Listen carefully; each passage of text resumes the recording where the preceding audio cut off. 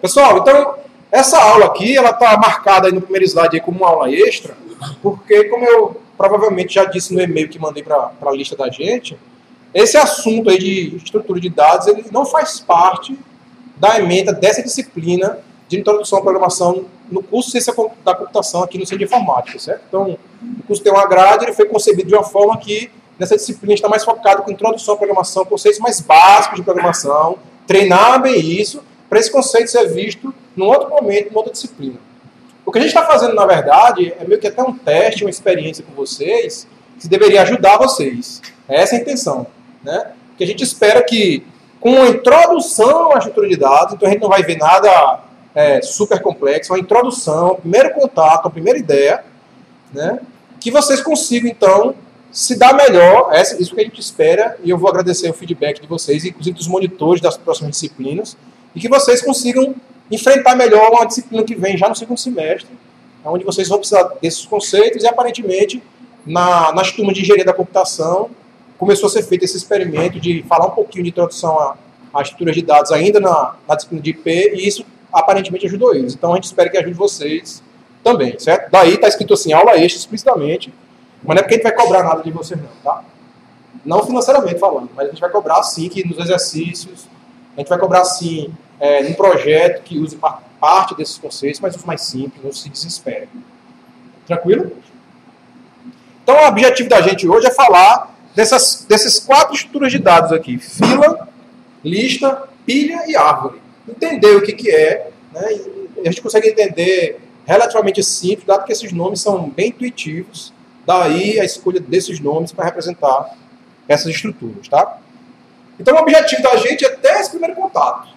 Então ninguém aqui vai sair especialista e nerd em usar a estrutura de dados. Pode até fazer isso, começar a fazer muito exercício, você aprende rápido, não tem nada de ultra complexo. É mais o conceito, como eu estava dizendo, né? E a intenção é, como no discurso que eu acabei de fazer, de facilitar o aprendizado nas próximas disciplinas. Apesar disso não estar na nossa ementa, a gente está fazendo esse esforço extra aí. Nós professores, monitores e vocês também, enquanto alunos, a gente se adiantar, ver um conceito que vocês vão usar o tempo todo, no curso todo, provavelmente, tá? Para a gente falar dessas estruturas de dados, vale a pena a gente fazer uma pequena revisão aqui, ou relembrar um conceito que a gente já discutiu em aulas passadas, de recursão. Vocês lembram disso? Recursão. Por sinal, esse é o único assunto que tem um mini vídeo lá, explicitamente explicando esse conceito de recursão. Vocês já viram isso lá nas nossas aulas? Tem um vídeo lá de 15 minutos, só falando sobre recursão, dando a ideia sobre recursão. No site da gente lá, certo? Os vídeos das aulas. Então, o que é recursão? Capacidade que um procedimento, no nosso caso aqui, método, ou uma função em outra linguagem de programação, ou em outro contexto, ser definido em termos de si próprio, ou seja, chamar ele mesmo. Todo método que chama ele mesmo é um método recursivo, certo? Vários algoritmos. Esse slide aqui, ele é exatamente o mesmo slide que eu mostrei para vocês antes, com exceção desse revisão entre parênteses aí, tá? Muitos algoritmos são inerentemente recursivos e só com alguma dificuldade podem ser programados de forma iterativa, ou seja, usando while, for e do while. Então, tem algoritmos que, na explicação desse algoritmo, se eu perguntar para você como é que calcula o fatorial de um número, provavelmente uma das possíveis formas de explicar isso, de documentar como é que eu calculo um fatorial, esquece programação, vai dizer que o fatorial de um número é esse número vezes o fatorial do antecessor dele. Então, na própria definição do que é o fatorial, eu posso usar o fatorial de novo. Ninguém está falando de programação aí. Matemática pura, certo?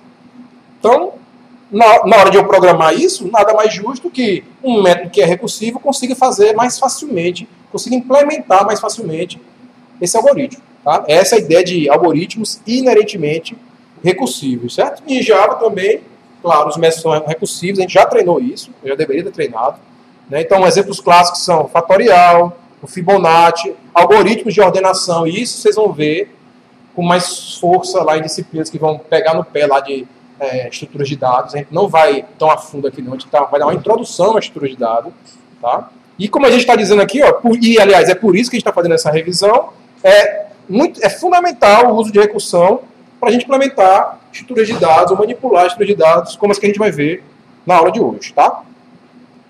Então, fechando aí a revisão.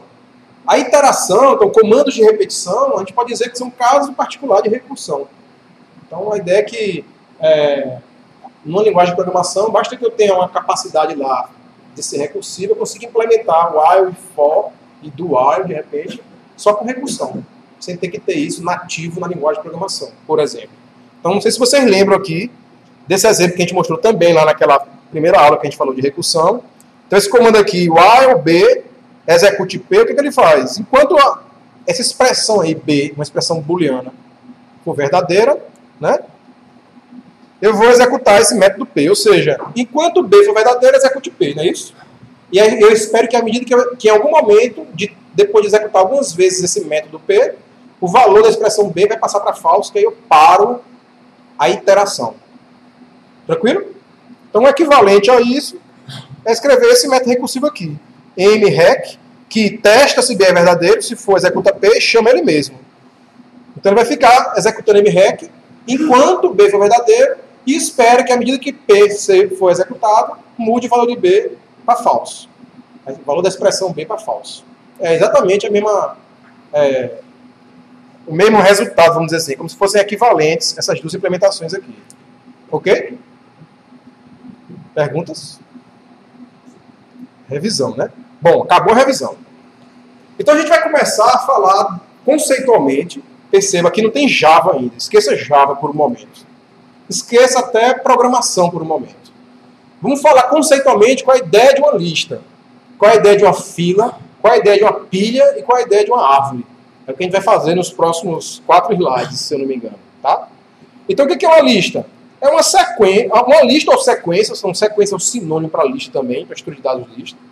É uma estrutura na qual os elementos seguem uma ordem, ou seja, existe uma ordem entre os elementos. Tem o primeiro, tem o segundo, o terceiro. Então, tem elementos antes e depois. Eu consigo enxergar quem está antes e quem está depois. Consigo dizer, né, quem é o primeiro e quem é o segundo e assim por diante. E esses elementos podem se repetir. Então, aqui eu tenho 5, aqui é uma lista de inteiros, a gente está dando um exemplo. O número 5 está tanto no começo, é o primeiro elemento, quanto é o segundo, terceiro, quarto, quinto elemento também. O 9 é o terceiro e é o sexto também. Então, esses elementos se repetem, mas eu consigo dizer quem é o primeiro, quem é o segundo, assim por diante. Normalmente, quando a gente fala de lista, existe essa noção de cabeça da lista, que é o primeiro elemento, e de cauda, que é o restante. A lista menos o primeiro elemento. Tá? É uma noção que tem várias linguagens de programação e vários paradigmas de programação. Vocês vão ver isso mais para frente, com certeza. Tá? Então, a outra ideia é que a lista ela cresce e ela diminui dinamicamente. Diferente de um array em Java, como a gente viu. Em Java, na hora que eu instancio um array, na hora que eu crio um array, independente da forma que eu estou criando, a gente viu que tem algumas formas de criar, mas independente de como eu crie, depois que eu criar aquele array, o tamanho dele vai ser aquele, ele nunca diminui, ele nunca aumenta. Se eu precisar guardar mais elementos, eu tenho que criar outro objeto array, com um tamanho maior, copiar todo mundo do array original para esse novo array e passar a usar o novo array, não é isso? Já uma lista não, é uma estrutura de dados mais flexível. Eu me lembro que na hora de array, alguém, não sei se foi Lucas, falou assim, por que não usar uma lista? Isso é. Então, se você está precisando usar uma estrutura que seja dinâmica, realmente, você não sabe prever o tamanho, que não faça sentido você tentar prever o tamanho, talvez uma lista seja mais eficiente para você. Em relação a essa questão dinâmica de crescer e diminuir conforme a quantidade de elementos que você precisa armazenar. Só que muitas vezes a questão não é apenas armazenar ou crescer ou diminuir, é a forma com que eu consigo achar um elemento que eu quero procurar. Então, às vezes, a escolha da estrutura de dados que você vai usar não é só se ela cresce ou diminui dinamicamente. Isso pode ser um dos fatores, isso pode ser, inclusive, determinante para a sua escolha. Mas tem outras questões a serem observadas, como, por exemplo, a facilidade de indexar elementos ali dentro, ou achar, procurar elementos ali dentro. Tá? Vocês vão ver isso com calma lá mais para frente. Então, a ideia é falar dos conceitos básicos. Então, a lista é uma estrutura que os elementos estão em uma ordem que eles podem se repetir lá dentro. Eu não tenho nenhum slide sobre o seguinte aqui, mas eu vou falar. Por exemplo, se eu implementar uma estrutura de dados que é um conjunto, então a noção da matemática de conjunto diz que não faz sentido repetição. Então eu nunca vou poder ter num conjunto uma estrutura de dados que implementa um conjunto, duas vezes o número 1, o inteiro 1. Não faz sentido, certo? Na lista faz. Como no array faz também lá, que a gente viu. Então é essa noção aí do pode se repetir. Tranquilo? Perguntas? Vamos para frente. Lista. Você consegue fazer uma array com lista? Você consegue implementar um array com lista ou uma lista com array? Provavelmente, certo? Na verdade, se a gente for olhar, até o que eu mostrei aqui, basicamente é a cara de um array, né? Então a gente pode usar um array para implementar uma lista e provavelmente a gente vai conseguir usar uma lista para implementar um array também. Certo? Só que, de novo, tem essa questão da noção de cabeça e cauda que a gente consegue implementar, vamos lá, usando um array, por exemplo. Né? Então, lista foi a primeira estrutura. A segunda é fila. Então, aí já começa a ser um pouco mais específico. A gente começou, obviamente, da estrutura mais simples, e aí a gente vai aumentando um pouquinho a complexidade ou a especificidade, alguns detalhes das demais estruturas, certo? Uma fila, ela é uma estrutura na qual os elementos são inseridos sempre no início e removidos no final. Já na lista, a gente não tem nenhuma restrição em tese, né? Não é imposta nenhuma restrição. Na fila, não. Quem insere tem que entrar aqui no começo, como está mostrando aqui o desenho, e quando alguém sai da fila, sai lá do final. Certo? Ou o contrário, insere no final e sai do começo, dependendo do que você sabe mais lógico pensar. Então, na analogia de uma fila do banco, do supermercado, todo mundo entra no final da fila, né? E sai no começo da fila. Mas o importante é essa questão aqui, ó, do first in, first out. O primeiro que entra tem que ser o primeiro que vai sair. É a ideia de fila de banco e tal. Então, assim, quando a gente está no banco e alguém tenta furar a fila, ele diz, vai para o final da fila, né? Nessa lógica aqui seria, vai para o começo da fila, porque quem sai do final. Tá? Então, é só uma questão de referencial, digamos assim, mas a lógica é mesmo. Todo mundo entra e vai ser enfileirado. O primeiro que entrou na fila vai ser o primeiro a ser atendido. First in, first out. É isso que significa. Né? Ou também FIFO, também chamado de FIFO. Tá? Fila é FIFO. First in, first out. Ou seja, a implementação em si, na hora de você olhar para um objeto que representa uma fila, parece com exatamente uma lista, não parece? Uma sequência de números. Essa aqui é uma fila de inteiro, por exemplo. Né? Uma sequência de números inteiros. Eu também tenho uma ordem, sei quem entrou primeiro, sei quem vai sair primeiro. Aí tem essa restrição. Todo mundo que entrar vai ter que entrar no mesmo lugar e todo mundo que sair vai ter que sair no extremo, no outro extremo, né? No extremo oposto, certo? Ela é dinâmica também, ela pode crescer. Então, na verdade, uma fila é uma lista com essa especificidade aí de todo mundo entra por um lado e sai pelo outro. O primeiro que entrou vai ser o primeiro que vai sair. Obrigatoriamente, certo? Mas é basicamente uma lista, isso aqui. Uma lista com restrições. Aí vira uma fila. É isso que eu falei, de que os conceitos das estruturas de dados basicamente estão associados a essa questão aí mesmo, né, de intuição, conceitual, essas restrições que são impostas a essas estruturas. Então, tem certas você só vai usar uma fila, por exemplo, se os elementos que você quiser armazenar precisam implementar essa restrição aí. Então, por exemplo, lá nossos exemplos bancários, aplicação bancária, faz sentido eu usar uma fila para armazenar as contas bancárias? Não faz sentido. Eu não quero achar. Para eu pegar uma conta, eu não quero remover da minha fila todo mundo até achar ela. Não. Eu quero varrer aquele cara ali. Com a fila a gente não consegue fazer isso. Agora, será que faz sentido eu usar uma fila para implementar um cadastro de transações, onde esse cadastro eu vou guardar as transações lá para depois serem executadas? Aí pode fazer sentido. Porque essa estrutura vai me garantir que eu vou executar as transações na ordem que elas forem inseridas, da mais antiga para a mais nova. Vai garantir que há uma justiça, vamos dizer assim, no atendimento daquelas solicitações. Imagina que a gente tem um sistema de helpdesk, como a gente tem aqui no SIM, que eu faço uma requisição para o cara resolver o problema para mim. Faz sentido que seja uma fila isso daí. Porque eu quero que a primeira requisição seja a primeira a ser atendida. Se for isso que eu quiser mesmo, tá? Então no helpdesk pode ser que não faça sentido, porque pode ter que ter uma requisição lá que é muito complicada, mas aí eu posso pegar ela e colocar em outra fila, a fila dos complicados. E aí, o que for mais simples, eu coloco nas filas dos simples. O que for trivial, eu resolvo e pronto. Ou seja, aí você vai lidar com os problemas que você tem usando a estrutura de dados de forma mais adequada para aquele problema, certo? Diga. A fila seria uma lista ordenada? Não. A lista é uma sequência de elementos que tem ordem entre si. Já é ordenado, isso aqui tem alguma ordem. A única restrição é que na lista eu posso matar um cara do meio dela, assim. Posso inserir um cara no meio aqui, não tem nenhum problema. Não tem nenhuma restrição em relação a como eu acesso, como eu insiro e como eu removo elementos. Numa fila, obrigatoriamente, todo mundo entra por um lado e todo mundo sai pelo outro. Não tem como eu chegar nesse elemento 5 sem remover o 9 dela, por exemplo. Essa é a ideia, vamos dizer assim, geral. Na hora de implementar, alguém pode implementar variações e alguém pode questionar e dizer que não é uma fila mais, porque você fez isso. Certo? Então, quando você implementar, não sei se é numa prova, implemente uma classe que descreve ou implementa uma fila. Você tem que fazer lá um método inserir, que coloca tudo no mesmo lugar, e o método remover, que retorna o último objeto da fila, ou o primeiro, né? Dependendo do seu referencial aí. Certo? Então, esse é o conceito.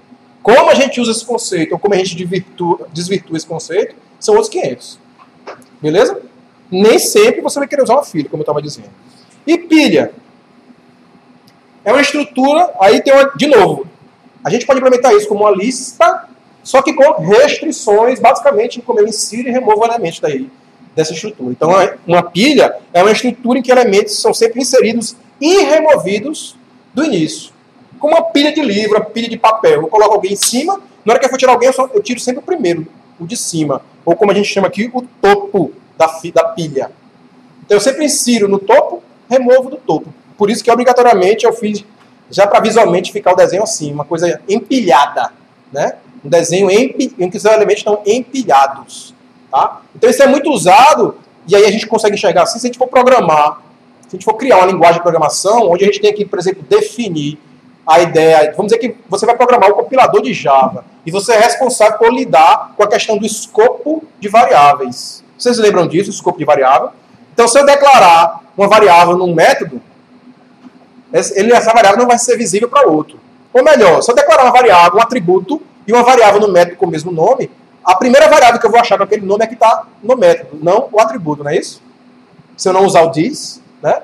Então, uma forma de fazer isso, eu estou fazendo um pouco a barra, estou simplificando um monte de coisa aqui, só para dar uma intuição para vocês. Mas uma forma de fazer isso é, toda vez que eu declaro uma variável, eu boto ela numa pilha. Eu boto ela numa pilha. Eu boto ela numa pilha. Então, quando eu digo, precisa da variável A, eu vou desempilhando até achar a variável A. Como é que eu vou achar primeiro? Aqui eu defini mais próximo de mim. Aqui eu defini por último. Então, é aquela que é o escopo local prevalece sobre o escopo global, mais distante. É uma noção muito rasteira que eu estou dando aqui, tá? Mas só para mostrar que tem uso para isso. É muito usado em sistemas operacionais, para recursos, exatamente nesse sentido que eu estou falando, por exemplo, nessa questão aí de escopo de variáveis, tá? De novo, esse foi um exemplo ultra simples, ultra simplificado, eu diria. Tá? Então, do mesmo jeito que lá na fila era first in, first out, aqui é last in, first out, LIFO, certo? Uma pilha é uma estrutura LIFO chamada também, tá? Como é que é? De quê? Stack, é. Uma pilha, stack é pilha em inglês. E uma fila é queue, né? Q-U-E-U-E, eu acho, se não me engano, né? Queue. Não é list, não, certo? Aliás, list é lista, né? Mas fila não é... Como é que eu vi uma vez o cara dizer? Line. É, line, né? É queue. O termo seria queue, estrutura de dados, tá? Line é para fila de pessoas. Exato. Line é a bicha em Portugal, né? Uma fila de pessoas no banco. A bicha em Portugal, certo? Tranquilo, gente? Conceito, hein? Tá vendo? Então, a gente viu 3 estruturas de dados, né? Qual foi mesmo? Lista, que é uma sequência de elementos, onde eu sei quem é o primeiro, o segundo, o terceiro, o quarto, acesso como eu bem entender. Fila, que entra por um lado e sai pelo outro, ou seja, o primeiro que entra é o primeiro que sai. E pilha, que entra e sai sempre do mesmo lugar, do topo. Lá na fila, a gente viu o conceito de cabeça e cauda. Na pilha é topo. Todo mundo entra no topo. Certo? Então, o primeiro que entra, aliás, o último que entrar é o primeiro a sair. Last in, first out. LIFO. Certo? Tranquilo? Não precisa decorar isso, não. Tenta ir pela intuição mesmo. Pô, uma pilha de livros na sua casa. Tudo bem que você pode fazer uma focinha e tentar tirar um do meio, mas é muito mais fácil tirar o de cima primeiro, certo? E uma fila de pessoas no banco. Pronto. Esse é o conceito aí. E aí a última estrutura de dados que a gente vai falar, assim, conceitualmente, né, para dar uma ideia para vocês, é a árvore. E a ideia é que esses nomes têm a ver mesmo com a questão da topologia, explicitamente no caso da árvore, né? Então, a ideia é que uma árvore, uma estrutura de dados com a topologia de uma árvore, ela tem esses 3 tipos de elemento. Pelo menos esses 3 tipos de elemento aqui. Uma raiz, um ramo e uma folha. Tudo a ver com árvore, né? Então, a raiz é para onde eu começo. Então, sempre que eu vou fazer alguma coisa com a árvore, ou se isso daí for um objeto em Java, a referência que eu vou ter para a árvore vai apontar para onde? Para a raiz, certo? Num caso aqui, ó, deixa eu voltar um pouquinho. No caso de uma lista, Se eu for implementar uma lista em Java, a variável lá do tipo da lista vai apontar para onde? Aí eu decido. Talvez para esse primeiro elemento aqui, para a cabeça. Aliás, uma lista não, desculpa, uma fila. É uma lista mesmo. Vai apontar provavelmente para a cabeça, certo? Como está dizendo aí. Né? Já uma fila, de repente eu posso até ter dois apontadores lá, um para o começo e para o final. Normalmente bastaria ter onde eu insiro, né? E aí eu posso varrer ela todinha para remover o último. Mas se eu tiver os dois, já facilita também. Eu já sei para onde eu insiro direto e onde eu removo direto. Tá? Mas no mínimo, a gente faria assim, ó, com uma lista que é mais genérica. Eu tenho uma referência para a cabeça. Tudo eu faço a partir da cabeça da lista, certo? E numa pilha, tudo eu faço a partir do topo. É equivalente à cabeça da minha lista também. Posso pensar assim. Eu insiro sempre na cabeça, removo sempre da cabeça. Pronto, é uma pilha. Eu insiro sempre na cabeça e removo do final da cauda. É uma? Não, fila. Tá? Uma fila. A lista eu faço o que eu entendo, e a lista que eu tenho uma ideia de cabeça e cauda, que é genérica, que é mais genérico. E na árvore a ideia é raiz, então eu começo pela raiz sempre. Então aqui eu tenho o meu primeiro elemento, né? Agora qual é o segundo elemento? Aí eu já não sei se é esse de cá, ou se é esse de cá. Até tem uma lógica assim pra gente fazer, mas ele não está muito preocupado com isso não. A questão é que eu tenho, quem armazena os elementos são os nós, né? Então a raiz é o primeiro nó da árvore. E todo nó pode ter ramos associados a ele, ou seja, seriam sub-árvores. Né? Então, esse exemplo aqui é uma árvore que a gente chama binária. Está escrito isso aí? Ah, tá. É a árvore binária, que ela tem no máximo, cada nó tem no máximo 2 ramos. A gente pode ter árvores com outras topologias, certo? Com uma lógica que facilite a busca dentro delas. A gente não vai discutir esses detalhes mais complexos. Uma árvore binária é uma árvore que tem no máximo 2 ramos. Então, cada nó desse tem 1 a 2 ramos. Esse aqui tem 2, certo? Esse aqui tem 0. Esse aqui tem 2, mas podia ter só 1 aqui também, de repente. 8. E aí a gente tem árvore binária de busca, árvore balanceadas, então tem uma série de tipos de árvore, mas a gente está preocupado aqui com um conceito mais trivial possível. Você pode acessar qualquer elemento. Aí a ideia é que você tem que ter um algoritmo que vai dizer como é que você vai percorrer ou atravessar a árvore. Você pode começar da raiz e depois sempre partir do ramo mais à esquerda nessa direção. Né? Ou não, você pode ir sempre mais profundamente e depois voltar e fazer assim, percorrer. Então tem alternativas, tem algoritmos diferentes de como percorrer uma árvore. Aí depende do que você quer fazer com a árvore, certo? Então tem tipos de árvore, por exemplo, que você colocaria... esse aqui não foi um exemplo feliz para isso não, mas se uma árvore de busca, uma árvore balanceada de busca, normalmente você colocaria os elementos maiores que 5 sempre desse lado e menores que 5 sempre desse. Ou seja, se eu chegar num nó e vejo que é 5, se eu estou procurando um nó maior, eu sei para onde é que eu vou. Então eu diminuo bastante a complexidade da minha busca. Vai ficar mais eficiente a minha busca. Então na hora de inserir, eu tenho que manter esse balanceamento aí. Por exemplo, né? Você sabe para onde ir, você sabe a decisão a ser tomada. Então a árvore ela não tem que estar ordenada do 1 até o 10. Mas os elementos de 1 a 10 tem que estar de uma forma que eu consigo sempre achar o caminho ótimo para fazer uma busca nela. Eu nunca volto para procurar por outro caminho. Você for saber para onde é que eu acho. É um tipo específico de árvore essa daí. Tá? Como essa daqui também é um tipo específico, mas é o tipo de árvore mais utilizado, uma árvore binária. Ela é mais comum. Ou certamente é o primeiro tipo de árvore que vocês vão ver em qualquer livro de estrutura de dados. Tá? Por isso a gente está olhando para ela aqui. Tranquilo? Conceitualmente não tem nada do outro mundo, né? O detalhe é, vamos implementar isso agora em Java. Como é que a gente vai fazer isso em Java? Você já conseguiu imaginar? Já fez na sua cabeça tudo aí? O quê? Presta atenção, rapaz. Uhum. Então, ó, outra analogia para essa hierarquia, para essa topologia de árvores, é como a hierarquia de aranhas que a gente tinha lá, superclasses e subclasses, lembra? Era como uma árvore ali, não era não? Conta abstrata, né? Aí herdava dela conta e conta imposto. De conta, herdava poupança e conta especial. É uma árvore, ó, e é binária até, nesse caso aí. Certo? Então é a mesma estrutura. Então a hierarquia de classe é um exemplo de uma organização em forma de árvore, onde eu tenho alguém que está acima, alguém que está abaixo. Uma hierarquia. Perguntas, pessoal? Vamos ver em Java como é que a gente faz isso aí. Então vamos tentar implementar uma lista de inteiros em Java. Então, ó, é de se imaginar que... Como é que a gente vai ter que fazer em Java? Vai ter que usar objetos, né? Deixa eu voltar aqui para ver se a gente consegue enxergar aquela figura antes de olhar para ela. Se bem que todo mundo já olhou, né? Eu vou ter que implementar uma lista de inteiros. Ela é dinâmica, eu não sei o tamanho dela. Então se eu for usar um array, eu posso ter problemas, por exemplo. Talvez o array não seja a melhor solução para implementar uma lista. Então lista é a primeira estrutura, mais simples, certo? Porque não tem restrição, só tem uma ideia da cabeça e da cauda. Então como é que vocês acham que a gente pode implementar? Certamente, a ideia desse curso aqui é um curso que a gente está olhando orientação a objetos. Então é um curso em que eu vou tentar implementar tudo orientado a objetos. Logo, vai ter um objeto que representa essa lista, né, não? Então a primeira ideia é que vai ter uma classe chamada lista, no caso aí, sei lá, lista de inteiros. Lista inteiros, né? Não, a gente não usa preposição no nome das classes. Quais são os atributos que essa classe vai ter? Ou qual é a estrutura que essa classe vai ter? Certamente a gente vai usar o método recursivo nela, né? Essa é a ideia, certo?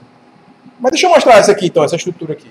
Então a ideia é que uma lista de inteiros ela não vai ter exatamente aquele desenho que eu mostrei lá no começo, quando eu não estava falando de Java ainda. Em Java, provavelmente eu vou ter um objeto que representa cada posição da lista, se a gente quiser chamar, nó da lista. Certo? Então, na verdade, o que esses caras armazenam? Eles armazenam o valor inteiro, que está naquela posição, e armazena uma referência para o próximo elemento que tem um inteiro. E assim por diante.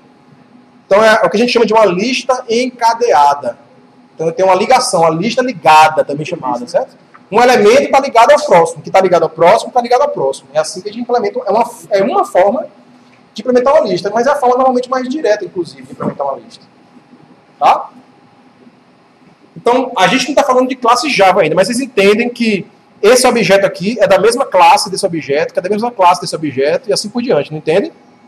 E esse N aí é null, na verdade. Ou seja, nessa lógica aqui, a implementação diz que quando a lista acaba, eu tenho lá no último objeto um valor inteiro, e no lugar da referência para o próximo, eu tenho um null, para dizer que não tem próximo. Acabou aqui a lista, certo? É a notação que a gente usou. Tem outras implementações que usariam nos dois pontos, assim. Criariam outro objeto que representa uma lista também, só que com os dois atributos tem null. Por que a gente não fez isso aqui? Porque o inteiro não pode ser null, né? Então não dá para implementar essa solução com a lista de inteiros. Mas a gente vai fazer isso com outras listas. Essa é a solução que a gente usa. Uma solução que a gente usa. Atenção! Essa é uma forma de fazer. Não é a única. Bota isso na cabeça de vocês, tá? Por favor, não acho que é só assim que a gente faz. Como seria a cara da classe que especifica esse objeto aqui? Hein? Quantos atributos essa classe vai ter? Todo mundo enxerga que tem 2 atributos? Só um segundo. Todo mundo está enxergando que uma classe que vai representar esse objeto aqui, que é a mesma classe desse objeto, que é a mesma desse, que é a mesma desse, que é a mesma desse, que ela tem 2 atributos? Quais são os atributos? O atual e o link para o próximo. Cada elemento desse aqui, né? Um atributo é um valor inteiro, né? É do tipo int. E o outro? É o link para o próximo. Qual é o tipo dele? Hã? Vamos lá. É isso que eu quero que vocês pensem aí. Então, qual é a classe que implementa esse elemento aqui? Então, ela vai ter um atributo int, que é quem guarda o valor 1, por exemplo. E qual é o tipo desse atributo aqui? String. Ou seja, esse cara aponta para um objeto que é do tipo string. E qual é o tipo desse objeto aqui? Aí, a pergunta é, qual é o nome da classe que a gente criou aqui? Se for nó, o tipo desse objeto aqui é nó. Mas se for lista int, por exemplo, vai ser lista int. É aí que está a definição recursiva, certo? Eu vou criar uma classe e vou usar ela mesmo lá dentro. Opa! A própria definição de lista é recursiva. Porque o que é uma lista nesse caso aí? A gente está chamando de lista, mas na verdade é um nó da lista que a gente está implementando. Só que o nó da lista implementa a lista toda, de fato, se a gente pensar com cuidado. Então o nó da lista tem o elemento que ele armazena e uma referência para o próximo, que tem o elemento que ele armazena e uma referência para o próximo, que tem o elemento que... Ou seja, de fato eu estou implementando a lista aí. Né? Então nó e lista, vamos dizer assim, acaba sendo equivalente neste caso. Cada objeto da lista é um nó dela. mas eu posso dizer que o tipo dele é a própria lista já. Então a ideia é que a gente vai pegar uma classe lá e criar uma classe aí, ó, lista de inteiros, que tem 2 atributos, sempre privado, né? Um é o dado, que é a lista que eu vou armazenar naquela posição, naquele objeto lista, e é do tipo inteiro, né? Do tipo int, aliás. E o outro é um atributo chamado próximo, que é um objeto, ó, do mesmo tipo desse daí. Faz sentido isso ou não? Ou seja, nesse desenho aqui, eu estou apontando aqui para um objeto que é do mesmo tipo dele. Faz sentido, você tem um método que muda a referência, ao invés do primeiro referenciar o terceiro, você mudar a referência. Para que é esse método? Qual é o nome desse método? Qual é a intenção desse método? Ou seja, a pergunta foi, faz sentido ter um método que muda esse cara para cá assim, por exemplo, né? Para apagar esse cara aqui, né? Então pode ser um método que chama remover, e ele recebe o valor inteiro e remove o 3 da lista. Faz sentido. Não só faz, como a gente vai já ver ele aqui, certo? Pois não, desculpa, você tinha falado, eu não tinha. Em vez de ter se não posso criar um atributo isso. Mas quem disse que você não pode? Eu acabei de dizer, eu vou mostrar uma forma de fazer. Cuidado. Você pode implementar isso com array, você perguntou para mim antes. Eu disse, pode. Eu só disse que talvez não seja a forma mais fácil de fazer. Mas, de novo, às vezes o que é complicado para uma pessoa é mais simples para outra. Você pode achar que é mais simples fazer assim. Não estou dizendo que você não tem que achar isso, não. Pelo amor de Deus, minha gente. Estou dizendo, ó, vou mostrar uma forma de fazer. Não posso mostrar 10, vamos dizer assim. Até porque eu espero que vocês tentem fazer de forma diferente, para treinar. Seria perfeito isso, aliás. E quem fizer, não agora não, mas daqui a algumas semanas, mande um e-mail para a lista e diga assim, ó, pessoal, implementei uma lista com array aqui. Ou implementei uma lista com outra coisa, diferente do que o Sérgio fez, por exemplo, na sala. Ia ser arretado isso. Você está treinando, você está aprendendo a programar para vertical e está mostrando para os colegas verem também outras formas de fazer a mesma coisa. Para mim seria ótimo, certo? Encorajo todo mundo a fazer isso. Quem conseguir implementar mais coisa diferente vai ganhar meio ponto na prova, certo? Eita. Mas tem que ser mais de 10 vezes. Mais de 10 coisas diferentes. Pode ser uma só, não. Vamos lá. Então, ó, vamos olhar para a implementação com calma de como é que implementaria uma lista de inteiros.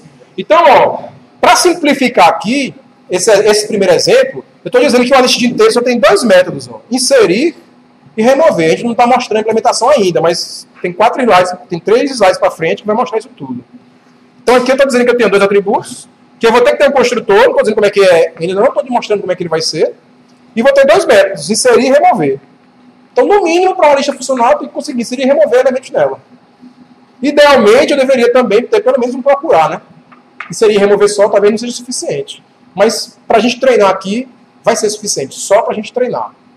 Porque essa lista aqui, ela não vai servir de fato para a gente. É só um treino. A lista que a gente vai querer é uma lista de, por exemplo, conta, né? Para variar o exemplo que a gente vai usar desde o começo do curso, não tem por que mudar agora, né? Ia ficar sem graça até. Então, ó, pessoal, como é que vocês acham que deve ser a implementação desse construtor, hein? Pensa que eu estou criando aí o primeiro objeto da lista, que aliás é o único objeto da lista. Como é que ele vai inicializar os 2 atributos dessa lista aí? Então ele está dizendo aqui, né? Para criar um objeto lista, já me deu o inteiro que esse cara vai armazenar. Então vai ser disdado, recebe o valor. Disdado, recebe valor, perfeito. E diz para o próximo, recebe. Como é que vai ser o primeiro elemento? Um elemento que... Ó, o elemento sozinho. Quando eu inseri só o 9, tinha só esse cara aqui na lista, né? Não tinha nada aqui de cima. Então ele tinha o quê? Nu, não era? No próximo? Isso que é uma lista com um elemento só. Um valor inteiro no dado e nu no próximo. É exatamente isso que a gente vai fazer, certo? Sim, senhor. Que é o que a gente usa para dizer que a lista acabou ali. Não tem próximo. Tá? Aí, no caso, quando a gente conseguir inserir... Vamos já ver como a gente vai inserir, né? Mas você tá certo. Diga aí. Quando eu for inserir, o que eu vou fazer? Essa é a minha pergunta seguinte. Aí você vai colocar... Perceba que o inserir, ó, desculpa não interromper. Perceba que o inserir recebe um valor inteiro. Insira o inteiro na lista. E o list próximo vai chamar Como é que é? De novo, ó. A lógica é a seguinte, ó. Quando eu criar o primeiro objeto lista, eu vou ter uma variável aqui do tipo, vou botar assim, LI, lista inteira, para caber aqui no slide, tá? Então eu vou ter um elemento aqui que vai chamar uma variável C de cauda do tipo lista de inteiros. É igual new lista de inteiro. Como é aquela lista mesmo que a gente fez? 1, 3, 9, 5 e 9, né? Eu vou começar pelo 1. 1. Isso vai criar um elemento, vou fazer ele aqui. Vai criar um objeto que tem o dado e tem o próximo. Ficou ruim, né? Que tem o dado e tem o próximo. C aponta para ele. Ele vai ter aqui 1 no dado e null no próximo. Vou deixar em branco para dizer que tem null, para não ficar ruim de apagar depois, certo? Não é isso? Quando eu quiser inserir alguém, eu tenho que fazer C ponto inserir e passar. Quem é mesmo? Me perdi. 3, né? O segundo elemento. Inserir 3. Depois C ponto inserir 9. E assim por diante. Ou seja, eu vou começar sempre da cabeça da lista. Ó. Então, quando eu chamar o inserir deste objeto aqui, o que é que a gente deveria fazer? Quando eu for executar o inserir nele. O que é que eu deveria fazer? O que é que tem que estar aqui nessas reticências? Não, fala da ideia. Não precisa dizer em Java exatamente, não. Qual a ideia? O que é que eu tenho que fazer aí?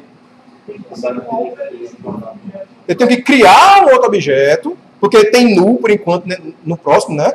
Atribuir esse novo objeto ao próximo, e nesse objeto inserir esse valor inteiro. Certo?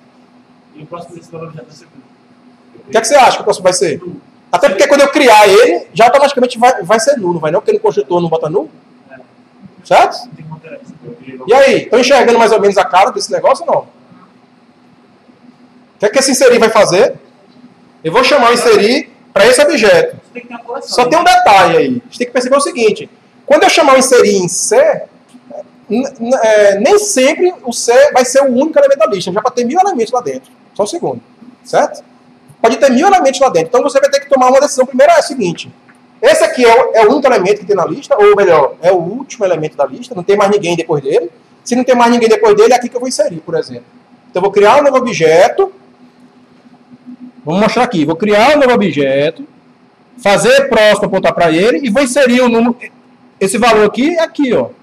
Certo? E aí, quando eu chamar o inserir 9, eu crio um novo objeto. Com 9 aqui dentro. E mando isso aqui apontar. E assim vai. Essa é a lógica que a gente está usando aqui, nesse caso. De novo, eu posso fazer de outras formas. Certo? Eu posso, por exemplo, colocar um novo objeto no C e fazer o próximo dele apontar para 1. Inserir trocado a lista, de trás para frente, sei lá. Não tem nenhuma restrição quanto a isso. Mas o que a gente vai ver aqui na programação é isso que eu expliquei agora. É desta forma que ele vai inserir. Vamos olhar esse método inserir, como é que é? Diga, pergunta, desculpe. Nessa classe aí, seria ter um atributo estático para guardar cada objeto, não? Não precisa não. Não precisa ter nada estático. Não precisa ter nada estático. Porque você sempre vai partir da cabeça da lista. Ser de cabeça, não é de cauda não, certo? Da cabeça da lista. Eu falei cauda, não foi? Mas se você quiser saber o tamanho da lista, aí eu preciso saber o tamanho da lista. É algo que eu preciso sempre saber.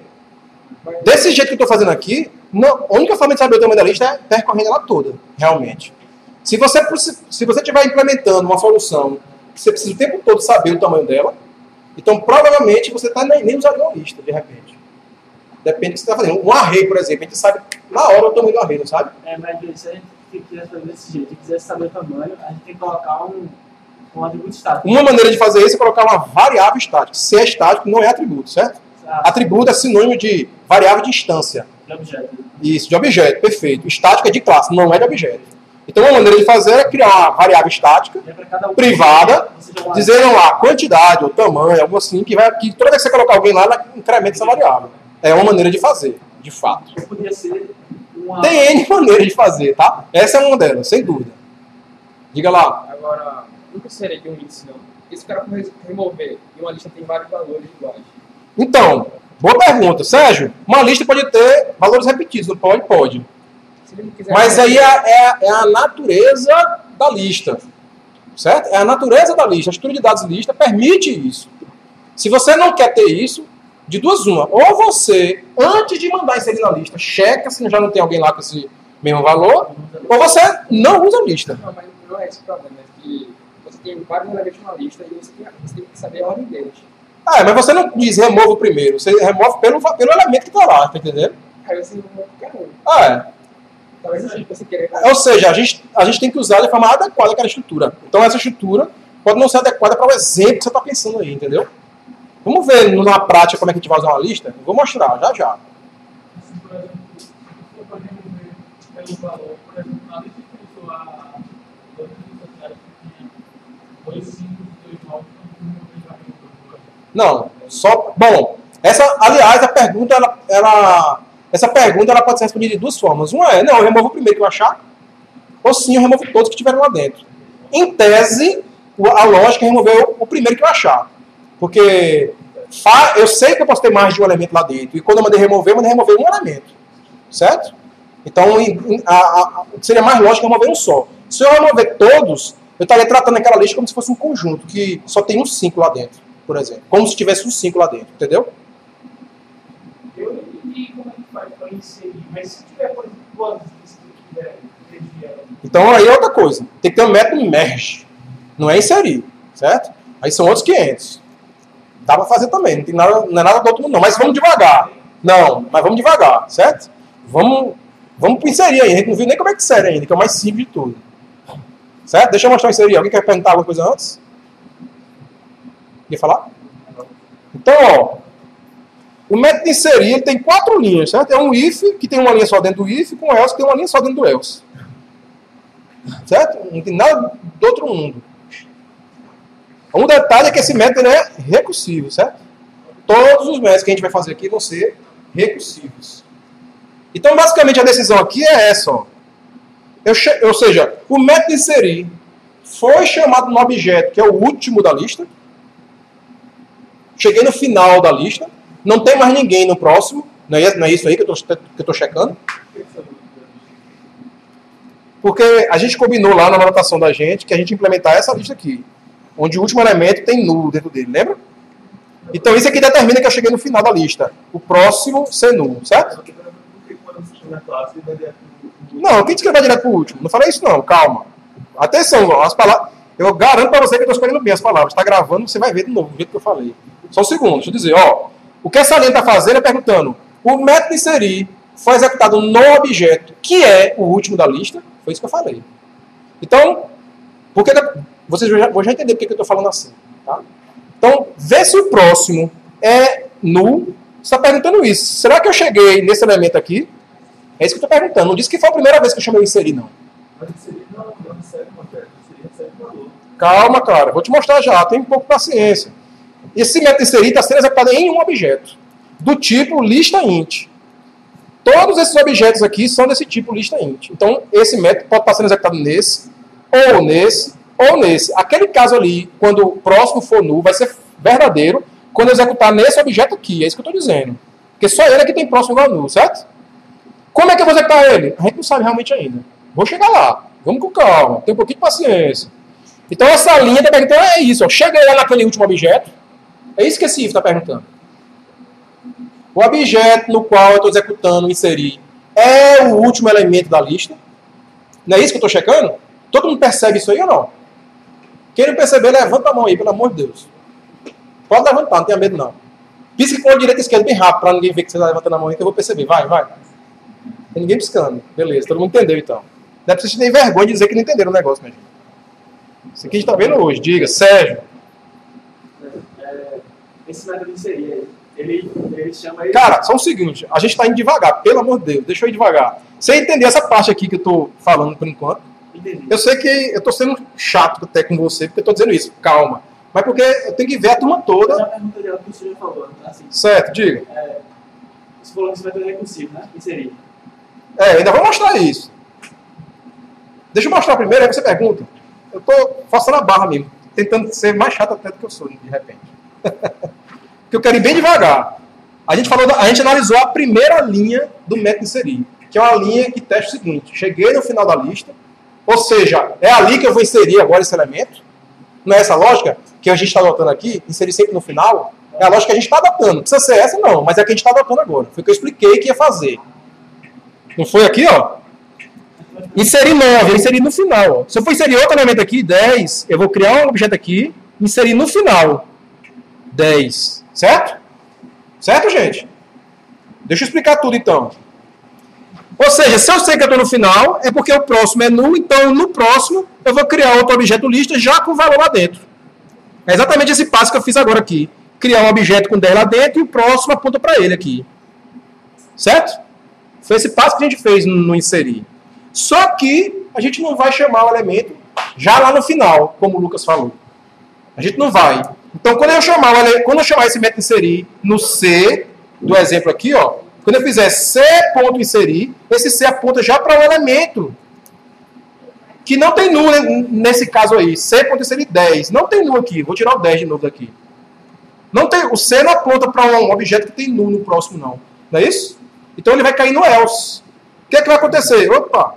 Quando eu for inserir e o cara não for o último elemento, não é aí que eu vou inserir. Então eu simplesmente vou dizer, insira no próximo. Mande inserir no objeto seguinte. Aí ele vai dizer, você é o último? Não. Mande no seguinte. Você é o último? Não. Vá para o seguinte até chegar no último. E no último, o próximo vai ser nu, eu coloco um novo objeto no próximo. Calma, só um segundo. Essa é a lógica. Eu não sei se vocês lembram quando eu falei de métodos recursivos, que eu disse que método recursivo, 90 e muitos por cento dos casos, é uma receitinha de bolo. A gente tem, vocês lembram? Duas coisas.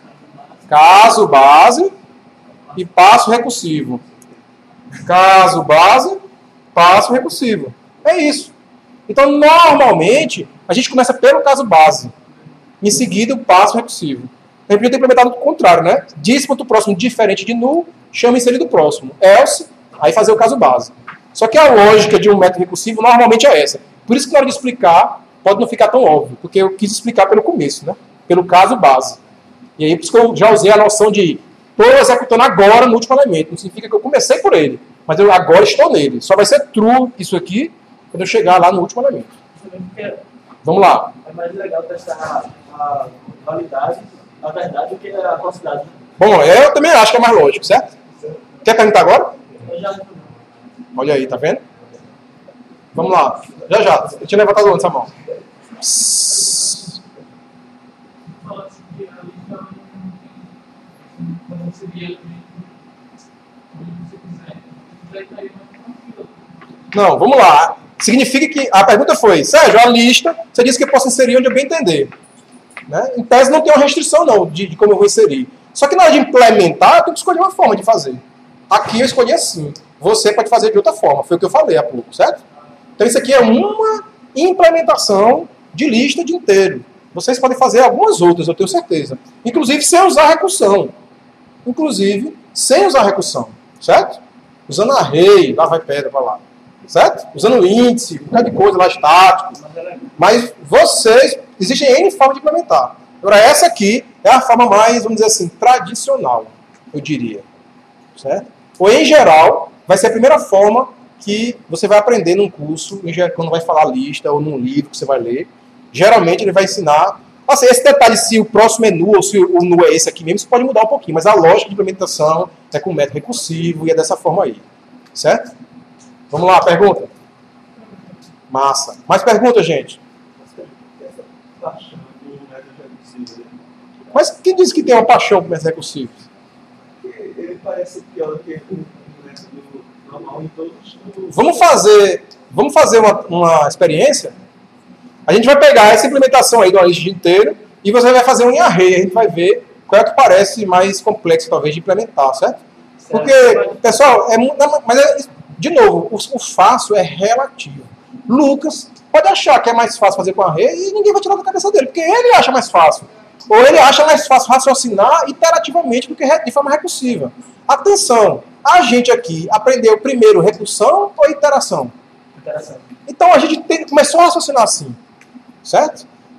Aprender um conceito depois, normalmente já faz aquele conceito não ser tão interessante assim, porque eu aprendi depois. Quando vocês descobrirem, ou entenderem melhor, treinarem bastante, perceberem a ideia dos métodos recursivos, vocês podem mudar de ideia, achar que inclusive é mais fácil. Em algumas situações. Ou seja, um fatorial faz todo sentido eu tentar implementar ele recursivo, porque é um algoritmo inerentemente recursivo. Uma estrutura de dados de fila, lista, pilha, árvore, ela vai ser definida de forma recursiva. Em tese, é mais natural e, por isso, mais simples eu implementar toda a manipulação dela de forma recursiva. Essa é a ideia. Então, a paixão que você está dizendo aí pode vir desse sentido aí. Não é só o é muito elegante. Mas tem coisas que você até não duvida quando você vai ver no curso aí para frente, que em 2 linhas você faz uma ordenação que parece inexplicável. Você diz assim, como é? Não acredito não que essas duas linhas fazem isso. Você demora para entender. Então, é a coisa mais simples do mundo você escreve, mas você demora até para entender o que aquilo ali faz. De tão simples ou óbvio que é. Se você fosse fazer com while, com for, você ia escrever N linhas. Então, é meio assim, paradoxal quase, eu diria, certo? Hã? O que é ser mais elegante? É eu conseguir resolver uma coisa de forma mais aparentemente simples. Mas, de novo, o simples é relativo, aquilo que eu estava te dizendo. Então, eu sempre vou respeitar essa noção de que um cara não é obrigado a achar que o recursivo é mais fácil. O mais fácil é o que você acha mais fácil, não é o que eu acho mais fácil. Quer dizer, o mais fácil para você, né? O para mim é o que eu acho mais fácil, né? Então é isso mesmo. Você não tem que se sentir, meu Deus, eu acho difícil recursão, eu sou, sei lá, eu tenho algum problema. De jeito nenhum. A maioria das pessoas acham recursão complicado, porque não aprendem primeiro recursão. Se a gente tivesse aprendido recursão primeiro, antes de qualquer coisa que já programava, então você não vale, né? Talvez fosse o contrário. Você vai achar, pô, esse negócio de while é meio complicado, né? A recursão é tão mais simples. Talvez. Né? Mas, em geral, a gente acha a recursão mais difícil. Porque não é o comum também pra gente. A recursão não faz parte do dia a dia da gente, certo? Tem esse detalhe. Né? A repetição faz. Né? Volte amanhã. Certo? Tranquilo, gente? Mas a gente vai com calma. Aliás, eu tô forçando a barra para ir com mais calma possível aqui. Revejam essa aula, vejam lá o slidezinho de recursão de novo, o filmezinho pequeno de recursão, para vocês pegarem isso aí. Então, todo mundo entendeu o que inserir faz? Sempre insere lá no final. Essa é a implementação que a gente está fazendo. Tá? E o remover? Como é que ele vai fazer? De novo, tem a questão do ter objetos repetidos, mas vamos desprezar isso. Ele vai remover o primeiro que ele achar. E a lógica da gente aqui está sempre sendo começar da cabeça. Porque a gente escolheu isso. Eu guardo a referência só no C, para o começo da lista, para a cabeça da lista, e vou sempre, a partir da cabeça, varrendo aquela lista. Certo? Então eu vou remover o primeiro que eu achar. Como é que vocês acham que o remover vai fazer? Essa lógica aqui se repete em todos os métodos. Ó. Então eu tenho que sempre ver. Cheguei no final, ótimo, o que é que eu vou fazer? Na hora de remover, chegar no final pode significar o seguinte: não achei o objeto. Ou não cheguei no final, é esse o cara que eu quero? Não. Chama o remover do próximo. Cheguei no final, não. Esse cara que eu quero? Não. Chama o remover do próximo. Então a lógica é por aí. Percebem isso ou não? Você pode começar no final e... Pode também. Aí, na verdade, você começar no final significa que o C vai apontar sempre para cá, né? Uhum. E aí eu posso dizer que esse cara é a cabeça, na verdade. Só que aí, para isso, eu teria que ter, provavelmente, aqui uma outra ponteira que aponta para trás também. A gente chama lista duplamente encadeada. É possível fazer isso. Né? Ou o contrário, né? Ou então, esse cara aqui ser simplesmente assim, né? Se você quiser. Ou seja, é a mesma coisa de antes. Só que você insere sempre no C, na verdade. Você bota o objeto... Ou seja, é como se você fizesse assim, né? Ó. Vamos implementar essa forma de inserção usando essas três linhas aqui do main. Então, o que eu vou fazer é C.newLI. newLI cria um cara assim, né? Ó, que tem o 1 e que tem null. C aponta para ele. Quando eu fizer C.inserir 3, isso vai criar outro objeto que tem o 3, aponta para cá, e o C aponta para esse cara aqui. C.inserir 9. Aí eu crio outro objeto, 9, esse cara aponta para cá e o C aponta para ele. Tem como implementar assim também, mas não é como a gente fez. Como a gente fez é mais simples. Agora é mais caro que você tem que varrer todo mundo para inserir lá no final. Quando esse cara tiver 1 milhão de objetos, tem que varrer 1 milhão de objetos para inserir lá no final. Esse outro algoritmo de inserção é muito mais ágil, ele insere sempre no começo. O custo dele é virtualmente zero. Ele não vai buscar nada. Joga todo mundo lá no começo. Certo? Então são decisões de como implementar. Como a lista não tem restrição de quem entra, como sai e tal, então a gente faz como a gente acha mais fácil. Nesse momento aqui, eu não estou preocupado em fazer o código mais eficiente do mundo, não. A gente está preocupado em noções de programação. De novo, minha gente, certo? E vai existir um momento em que vai ser crucial fazer o algoritmo mais eficiente. Vai ser crucial, vai ser determinante para você ser aprovado na disciplina ou não. Ou para essa disciplina aqui, de jeito nenhum. Para você, por exemplo, estar na empresa e aquele código que você está escrevendo ser usado de fato na solução ou não. Então, aí você vai ter outros requisitos para aquele código que você está escrevendo. E um deles pode ser a eficiência acima de tudo. O desempenho, melhor dizendo, acima de tudo. Então, pode ser o código mais rabugento do mundo, mas se ele for o mais rápido do mundo, ele resolve o problema. Não adianta ser o mais elegante do mundo e não ser o mais rápido, tá entendendo? Depende da situação. No nosso caso aqui, como a gente quer aprender a programar, aprender conceitos de programação, em geral, a gente vai adotar a decisão de fazer o mais simples e que resolva o problema. E que seja também, normalmente, o mais didático para a gente aprender. Então, isso é que é o requisito mais importante nesse curso aqui, certo, pessoal? Eu espero que faça sentido aí. A lista sempre usada também como primeiro verbo. Nesse caso aqui, a gente sempre começa da cabeça da lista, certo? E eu sempre insiro no final da cauda, não é isso? Vamos ver como é que o remover, então, vai funcionar. Ó. Então, remover esse cara aqui, né? Então, ó, eu tenho um if, um else if e um else aqui, né? Então, 3 condições, aliás, 2 condições e um else, né? Então, ó, a primeira coisa que eu checo é o que esse if está fazendo aqui. Se dado for igual a valor, ou seja, eu recebi um valor para remover, né? Remova o valor. Ou seja, está perguntando o seguinte, esse objeto que eu estou executando agora, esse nó da lista que eu estou executando, é ele que guarda o valor que eu vou remover? Nesse que eu estou perguntando, né? Aí ele vai e remove. Vamos pular esse remove aqui para explicar daqui a pouco. Que ele é a parte complicada, vamos dizer assim, do remover. Mas vamos fazer de conta que não é, então. Não, eu estou chamando o remover no nó que não armazena o objeto que eu quero remover. Aí eu venho para esse else if. Aí eu tenho a seguinte opção. Cheguei no final da lista. Aliás, não cheguei no final da lista, não é isso? Se o this.próximo não for null, significa que ainda tem um objeto lista para frente. Ou seja, se não sou eu que vou ser removido, chamo o remover do próximo. Recursão. Passo recursivo, certo? Então, se eu não tenho dado a ser removido e eu não sou o último, chamo o remover do próximo. Faz sentido? Agora, se eu não tenho dado a ser removido e eu sou o último, acabou-se. Eu não achei o objeto que você pediu para remover. Logo, normalmente, a gente vai levantar uma exceção dizendo o seguinte, ó, não deu para executar essa remoção que você pediu, não. Então, eu tenho que criar uma classe que representa a exceção, lançar ela aqui no throws do remover, certo? Não é para retornar null, não, sei lá, código de erro. A gente já aprendeu isso na hora de exceções, certo? Tranquilo, gente?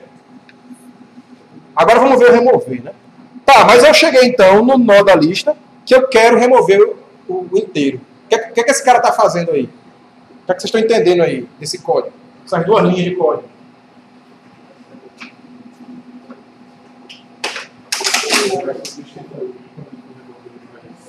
Como é que é? Fala mais alto. Ele vai substituir pelo que vem depois. Né? Certo. Quem vai mais querer dar uma opinião? É isso mesmo? Diga lá.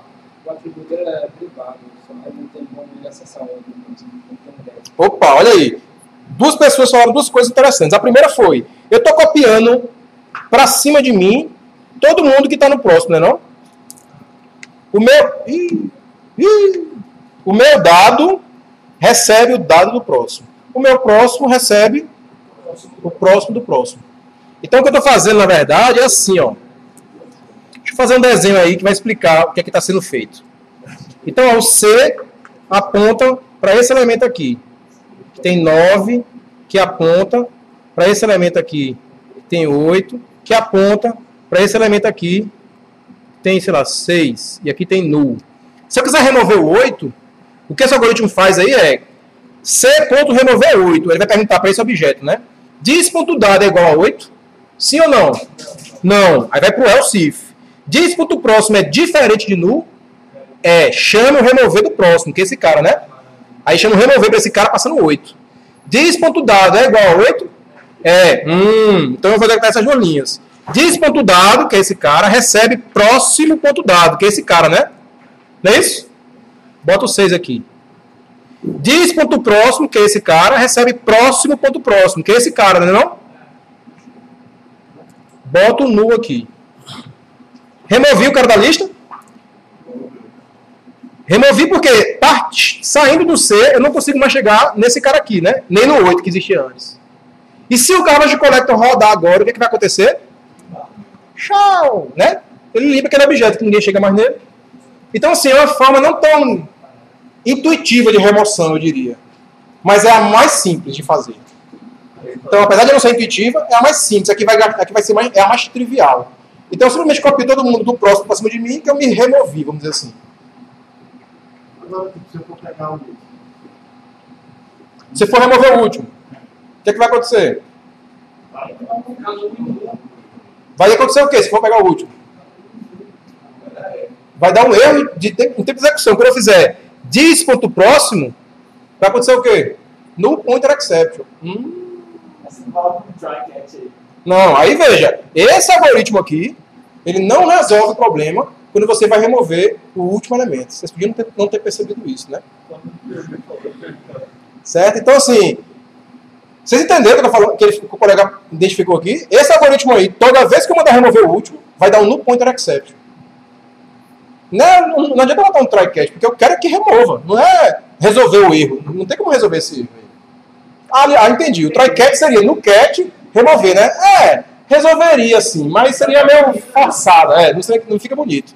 Então, o que o algoritmo ele pode fazer sempre é, antes de mandar remover no próximo, perguntar o próximo que eu vou remover, e ele já remove. Então, ele tenta fazer uma otimização, certo?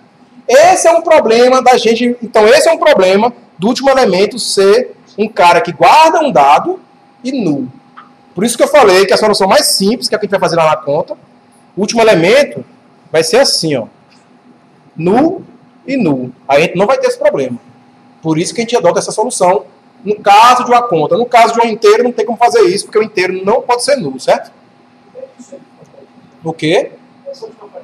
Eu vou mostrar o código de conta e você vai ver que a pergunta não vai ser se o dado é igual a valor. A pergunta sempre vai ser se o dado é diferente de null. Aí tem um valor lá dentro. Se for igual a null, eu cheguei no final da lista. Aí eu não faço nada. Então sempre que eu chamo um elemento de um objeto, ou ele está todo preenchido, ou ele é todo null. Aqui não, ele pode ser parte null, parte preenchido, não é isso? Aliás, ele sempre vai ser ou todo preenchido ou uma parte null. Nunca vai ser todo null. Null, eu estou falando. Certo?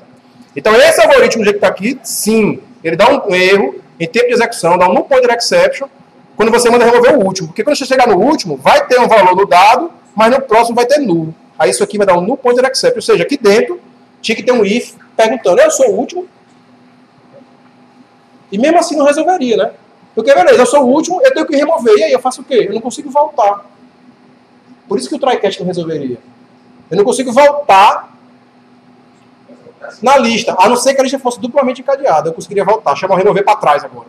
Então, normalmente, quando você tem uma solução dessa aqui, você tem que estar olhando, você tem que olhar para o próximo antes de chamar o remover do próximo. É o jeito. Então você vai olhar, o próximo do meu próximo já é null, então eu sei que ele é o último. É ele que eu quero remover? É o primeiro teste que você ia fazer, na verdade, né? Depois de ver que você, aqui nesse else if, seria isso que você vai fazer. Né? Então, em vez de ter esse else if, teria que ter outro else if perguntando, o próximo é null, se for ele que vai ser removido, eu já removo. Como é que eu removo? Meu próximo recebe null. Pronto, removi o próximo. Certo? Certo, gente? Mas, de novo, isso aqui é um exemplo simplificado. Foi ótimo vocês terem percebido, então, esse problema. No caso da conta, a solução que a gente vai adotar de implementação do inserir já vai resolver esse problema. A gente não vai ter isso aqui. Vai ser mais simples. Diga. Sim, a outra coisa que foi super interessante. Mas, espera aí. Esse cara está acessando um atributo dado de um outro objeto e esse atributo dado é privado nesse outro objeto, não é isso? Não é isso? Vocês falaram aí? O que é mesmo? Qual é o efeito, qual é a semântica de eu definir um atributo como privado mesmo? Qual é? Entender que ele seja alterado de fora. Porque não. De fora de quê? Porque fora do escopo dele. Não, para lá, vamos lá. Um atributo privado significa o quê? Aquele atributo só pode ser acessado, ou seja, lido ou alterado, de dentro da classe. Esse atributo dado foi criado em que classe? Eu estou dentro da classe? Então eu consigo acessar. Mas é a mesma classe. Por isso que eu falei, olha a palavra, então, olha a definição. Então, assim, por sinal, tem muitos autores que acham estranho isso daí, certo? Que dizem assim, você está quebrando o encapsulamento do objeto. É verdade, do objeto eu estou. Um objeto está interferindo no outro. Mas a classe é a mesma. O programador que sentou e escreveu esse código foi o mesmo. Ele que disse como é que objetos da classe dele podem alterar um ao outro. Então, aquela nossa lógica da conter as alterações dentro da classe continuam valendo. Se eu mudar isso aqui para dado, só eu mudar isso aqui, ou para dado, já é dado, né? Se eu mudar o nome desse cara aqui para x, eu venho aqui e mudo para x. Então, um dos impactos das diminuições de impacto, vamos dizer assim, de eu manter o atributo como privado é qualquer mudança que eu fizer naquele atributo, aliás, algumas mudanças que eu fizer naquele atributo vão afetar apenas aquela classe e mais ninguém. Está aí o exemplo, certo? Mas sim, aí eu tenho um objeto mexendo no atributo privado de outro objeto. E tem autores que não gostam muito disso aí, não. Tá? Que reclamariam disso daí. Eu, pessoalmente, não tenho nenhum problema com isso, porque eu estou considerando a noção de classe. Em Java, a noção é de classe. Tem muita gente que, se você for discutir, para ele, a orientação a objetos são só objetos. Não faz sentido falar em classe. Tá? Mas aí, cada um com a sua cabeça, né? Cada um no seu quadrado, certo? Eu estou aqui no meu. Aliás, esse quadrado aqui é meu, vamos dizer assim. Certo, gente? Mas vocês entenderam qual é a noção, né? Qual é a minha justificativa para isso, certo? É bem razoável. O que vale é a classe. O esforço do programador é manter aquela classe e nenhuma classe vai ser afetada com essas mudanças internas. Só ela própria. Beleza? Perguntas? Extensão. Se a lista só tiver claramente, eu quiser remover. É a mesma situação. Ah, tá. Aí, nesse caso de inteiro, eu teria que fazer C recebe null, né? Aquele C ali. Por isso que essa não é uma solução muito prática para uma lista de inteiros. Para uma lista de conta vai ser. Tá? Então a única maneira de remover todo mundo aqui é C apontar para null. Porque eu não vou conseguir ter nesse elemento aqui null e null no mesmo objeto. Não faz sentido. O inteiro sempre tem um valor. Né? Tranquilo, gente, por enquanto? Então, ó, tem esse exercício aí para a gente fazer, criando então atenção, eu vou só descrever o exercício, a gente não vai fazer exatamente agora não. Eu vou falar mais uma coisa e a gente vai fazer o exercício, certo? Basicamente o que a gente quer fazer é implementar essa solução aí da lista de inteiros e a gente já sabe que quando a gente mandar remover o último, a gente vai ter problemas, certo? Só é na hora de testar, não mandar remover o último. Ou mandar e ver o que vai acontecer também, para testar, não tem nenhum problema. Mas saibam disso. A outra coisa é, qual é a diferença de uma lista de inteiro para uma lista de contas? Olha para cá, desliga os monitores. Qual é a diferença de uma lista de inteiro para uma lista de conta? Basicamente a diferença é, ao invés de guardar o inteiro aqui no meu dado, eu vou guardar uma conta. E isso me permite implementar a lista dessa forma aqui, ó, aquilo que eu estava falando. O último elemento da lista é um nó onde ambos os atributos são null. O que não dá para fazer com inteiro. Porque eu não posso atribuir null a um valor inteiro, a uma variável, um atributo inteiro. Certo? Então isso vai resolver aquele meu problema. Porque quando eu for remover o último, eu copio todo mundo para cá. Eu vou conseguir copiar sem nenhum problema. Null e null. Removi o último. Certo? Então o algoritmo da lista que eu mostrei para inteiro realmente tem esse pequeno problema com inteiros. Mas com objetos nunca vai ter esse problema. E é o algoritmo mais simples do ponto de vista de usar menos código, né, e resolver com menos linha de código, vamos dizer assim. Diga lá. Agora que eu ouvi dizer que não pode ser inteiro, mas quando você coloca no código Java, por exemplo, int i, somente isso. Mas quando eu fizer assim, ó, int i, no meu método main, né, e não inicializar ele, né, se eu tentar usar essa variável inteira lá embaixo, vai dar um erro de compilação, né, vai dizer, a variável i não foi inicializada. Mesmo a variável que é do tipo objeto, string i. O i tem que ser inicializado. Só que no caso de inteiro, só pode ser inicializado com um valor inteiro. E no caso de um tipo referência, qualquer objeto, né, qualquer classe, pode ser null. Ou uma referência com um objeto daquela classe, ou de um subtipo. Não vale para nenhum primitivo, exatamente. Então, uma lista de tipos primitivos, ela vai ter sempre aquele problema se a gente tentar fazer aquele algoritmo, realmente. Tá? Alguém perguntou ali, deve levantar a mão ali. Resolveu já o problema? Poderia acrescentar. Ali agora, lá no fundo. Resolveu? Aqui agora. Mas aí, no caso, não ia lotar a memória, não. Lotar a memória, porque tem esse objeto aqui, né? Lotar a memória não, mas não tem quem diga... Não, atenção.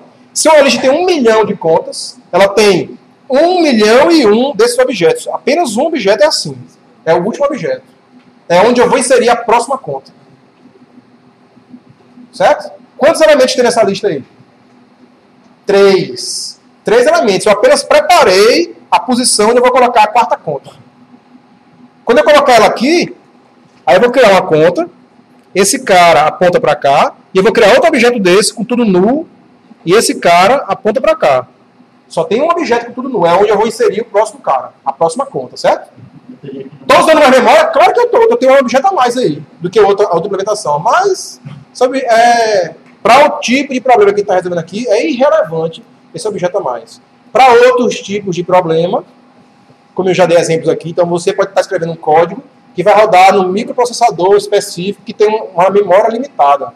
Esse objeto a mais aí pode ser a diferença entre conseguir instalar ou não o programa no seu microprocessador. Então, temos que rever então, essa questão, certo? Mas não é o nosso caso aqui. A gente não está preocupado com isso. Está preocupado em usar um pouquinho mais de memória, que é irrelevante para a gente, essa memória a mais, e resolver da forma mais simples possível o problema. Tá? Quem ia perguntar mais aí? Se eu posso fazer inserir aí, eu teria que criar dois objetos. Né? O objeto que eu queria criar a mesma conta, que seria substituir o Não, vamos lá. O inserir, antes do que está em vermelho aí, vai começar aqui sempre, né? Esse cara aqui é null? Não. Então insira no próximo. Esse cara aqui é null? Não. Insira no próximo. Esse cara aqui é null? Não. Insira no próximo. Esse cara aqui é null? Cria um novo objeto, um só. Coloca a conta aqui e meu próximo aponta para ele. Certo? O criar não é onde eu vou inserir. Eu já estou criando a próxima inserção, preparando para a próxima inserção. Essa é a lógica desse algoritmo aí. Essa é uma forma de implementar a lista. Eu poderia ter outras formas. Essa forma aí faz com que eu sempre teste só eu mesmo. Eu não me preocupo com o meu próximo. Outras formas eu tenho que ficar olhando para mim e para o próximo o tempo todo. Para mim e para o próximo o tempo todo para saber se é o próximo que eu tenho que remover e fazer aquele que eu disse que teria que ser feito lá com o inteiro. Tá? Então a gente está adotando de novo o algoritmo mais simples possível primeiro. Que no caso de tipos primitivos não resolveria o nosso problema. Certo? Então, como é que eu vou implementar uma lista de conta em Java? Dois atributos, a conta e o próximo. A conta do tipo conta e o próximo do tipo lista contas, certo? Mudou alguma coisa? Nada. O construtor, aqui é diferente. Quando eu crio um objeto desse, os dois campos são nulos, a lista está vazia. Então, meu C, quando está vazio, não é porque o C é nulo. O C aponta para uma lista vazia, onde todos os dois atributos são nulos. Essa é a lógica desse algoritmo. Quando eu mandar inserir alguém nessa lista, eu recebo uma conta. Se o dado daquele nó for nulo, é aqui que eu posso inserir. Então eu coloco a minha conta no dado, na conta, não é isso? E o próximo eu já preparo para a próxima inserção. Outro objeto com tudo nulo. Se não for, se o meu dis.conta não for nulo, ou seja, eu tenho um elemento inserido naquele nó, eu chamo inserido próximo. E assim vai até eu chegar no final da lista. É o mesmo algoritmo de antes. Certo? É o mesmo algoritmo de antes. Tranquilo? Remover. A conta é diferente de null, ou seja, tem um elemento aqui ou é tudo nulo? Tem um elemento aí, beleza. Essa é a conta que eu quero. Copie todo mundo do próximo para cima de mim. É o mesmo algoritmo do remover. Não, essa não é a conta que eu quero. Remova do próximo.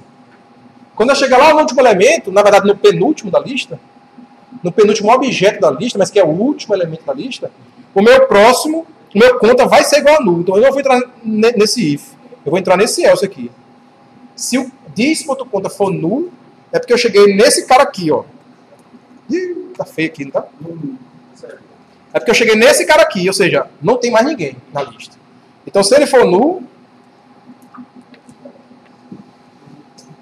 se o dis.conta for igual a null, eu vou cair nesse else. Não tenho a conta. Não achei a conta que você mandou remover. Beleza? Aí não vai ter aquele problema lá do inteiro. Então esse é o algoritmo mais simples para manipular a lista de forma recursiva em Java. Certo. Oi, ao procurar aí, diga lá. Só um segundo, ele está falando ali atrás. Mas como é que eu vou mandar remover null? Qual é a lógica de remover null? Não existe um null. Se é uma lista de contas, eu tenho um objeto dos contas, não tem um null ali dentro, entendeu? Bom, eu estou entendendo que se eu passar null como parâmetro aqui, né? Em tese eu não deveria permitir isso, não. Em tese eu deveria ter todos esses métodos que recebem um objeto como referência, como parâmetro. Eu deveria sempre ter um teste. Se aquela referência é nula, dê uma exceção. Parâmetro inválido, por exemplo. Não faz sentido eu mandar remover, inserir, procurar algo que é nulo. Qual é a lógica disso? Null não é um valor válido. Null é um valor que representa uma referência inválida, não existente, certo? A gente está supondo que ninguém vai tentar fazer essa sacanagem aqui, mas um programa mais robusto testaria isso também. E lançaria uma exceção, por exemplo, Invalid Argument Exception, alguma coisa assim. Tá? Só um segundo. Aqui, agora. Fazer contas. Eu tenho sempre um número de contas que eu posso procurar e posso colocar na minha lista, procurar por ele. Eu não entendi. No caso de uma lista de conta, Eu tenho sempre um número de conta e que eu posso procurar por ele. que eu tenho sempre, que vai ser o caso da gente, né? E você não tem duas contas com o mesmo número. Isso. Então, não seria muito mais lógico eu usar uma árvore em vez de uma fila. Por quê? Porque, no caso, eu não preciso procurar a fila toda. Certo. Então, se o seu problema for de busca, pode ser que a árvore te ajude, sim. Certo? Então, não é muito mais lógico. Depende. É para ganhar na busca. E isso é que está te custando no teu banco. Então, talvez uma árvore de busca resolva o seu problema melhor do que uma fila, do que uma lista, do que uma pilha. Sem dúvida. Do que uma pilha e uma fila, sempre. Mas do que uma lista, no caso. Certo? Sem dúvida. Não tem dúvida quanto a isso. Mas, de novo, a gente está vendo aqui, está discutindo em detalhes só a lista. A gente está vendo a solução para a lista. Mas algo similar você faria para pilha, para fila, para árvore. A implementação. Criar uma classe que apresenta aquele elemento e tem um método inserir, remover e procurar para aqueles elementos. Vamos ver o procurar para a lista aqui? Só um detalhe. No nosso projeto, provavelmente, a gente não manda remover uma conta, certo? A gente manda remover passando só o número daquela conta. Do mesmo jeito que eu mando debitar, dou só o número da conta. Então basta dizer o número da conta, certo? E então, na hora de comparar aqui, eu vou perguntar se o número que eu recebi aqui é igual ao número dessa conta aqui. Vou te chamar um get número aí, por exemplo, certo? Então pode ter essa diferença. Depende da interface que a gente vai definir. Qual é a interface do repositório? Lembra do repositório? A ideia é que vocês podem pegar aquele repositório que hoje vocês implementam ele em array e implementar ele em uma lista. Qual é a interface lá? Se o método remover recebe um número da conta, a lista vai ter que receber o número da conta no remover também. Tá? É esse o exercício que a gente vai fazer. E ao procurar, o que ele faz? Mesma coisa. Como mesmo mesmo no array, eu sempre sugeri isso, né? Um método que retorna alguma coisa, declara a variável resposta e retorna ela no final. E o seu algoritmo aqui vai preencher ela. Lembra dessa dica? Aqui, ó. O que é que o procurar faz? Recursivo. Cheguei no final da lista, essa é a pergunta aqui. Ou não estou no final da lista, né? Não estou, ótimo. Então tem um elemento aqui que eu posso testar. E aqui, ó, estou procurando pelo número, né? O número da conta que está nessa posição da lista é igual ao número que eu estou procurando, que é esse cara aqui. Certo? Se for, a resposta é a conta que tem nesse objeto. Se não for, procure no próximo. Opa! Procure no próximo e guarde a resposta, o retorno dele. Agora, se eu cheguei no final da lista, se diz.conta for null, significa que eu cheguei naquele último elemento que tem null e null. Então, amigo, não achei a conta que você pediu para procurar. Gera exceção. Beleza? Então, o algoritmo, inclusive, a lógica do algoritmo recursivo, aparentemente mais complexo, mas ela se repete em todos os métodos, é a mesma lógica. Então, o caso base é, estou no final da lista? Não. E aí eu tenho um passo recursivo. Então, ou faz aqui, ou chama o método recursivo para fazer no próximo. Certo? Diga. A resposta é igual a lista, no próximo procurar número. O método procurar de um objeto do tipo lista retorna uma conta. Eu guardo aqui em resposta. Mas a resposta em si não vai receber o número. Não, aí, se eu tiver 1000 objetos do tipo lista conta, eu vou chamar o procurar em todos os 1000. Cada um dos 1000 vai ter uma variável chamada resposta. Cada um dos objetos. Essa variável aqui é interna do método procurar. E toda vez que eu executar o procurar num objeto, ele vai ter a sua variável resposta. Naquele procurar. Se eu executar 10 vezes o procurar no mesmo objeto, cada uma das 10 vezes vai ter uma variável resposta. Essa variável resposta só existe enquanto eu estou executando esse método aqui, certo? Tranquilo? Ela só faz sentido nessas linhas aqui de código. Não quero saber se aqui dentro estou usando outra resposta, aqui dentro. Não é irrelevante isso, certo? A ideia do escopo de variáveis. O que mais, gente? Então, ó, a ideia é, vamos implementar a classe que é um repositório de contas usando lista, que implementa a interface repositório de contas que a gente já usou, sem mudar nada. Isso vai permitir que eu, no meu cadastro de contas, use ou uma lista ou um array. Com essa mesma lógica, no futuro, eu vou implementar um repositório de conta, banco de dados. Vou poder botar meu esquema para usar banco de dados. só passando essa classe lá para o meu cadastro, por exemplo. Tá? Só que antes disso, isso aí é o final da aula, só que antes disso, vamos exercitar, vamos fazer esse exercício aqui, tem 2 exercícios, os 2 exercícios é para implementar coisas que a gente viu na aula de hoje, as 2 classes estão feitas na aula, estão nos slides, certo? Vamos tentar usar esses 30 minutos, 25 minutos que faltam, para fazer isso daí, ok? Alguma pergunta? Bom trabalho.